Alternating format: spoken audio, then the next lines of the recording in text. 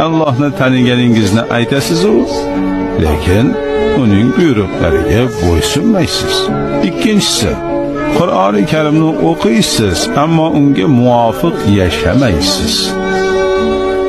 Hazrati Payg'ambar alayhissalomni sevishingizni aytasiz, lekin u zotni o'zingizga rahbar qilmaysiz. To'rtinchisi, shaytonning dushmaningiz ekanini aytasiz, ammo uni o'zingizga do'st tutasiz. Jannatni yaxshi ko'rishingizni iddao qilasiz-u, biroq unga loyiq bo'lishga harakat qilmaysiz. Do'zaxdan qo'rqishingizni aytasiz-da, lekin unga kirish uchun qattiq g'ayrat qilasiz. O'lim haq deysiz, ammo haq bo'lgan o'limga o'zingizni tayyorlamaysiz.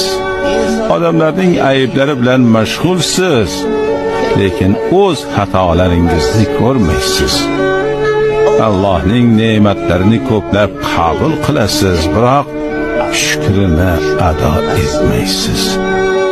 Nihoyat oxirgi 10-siga keldik. O'liklaringizni ko'masiz, ammo bir kun kelib o'zingizning ham ko'milishingizni aslo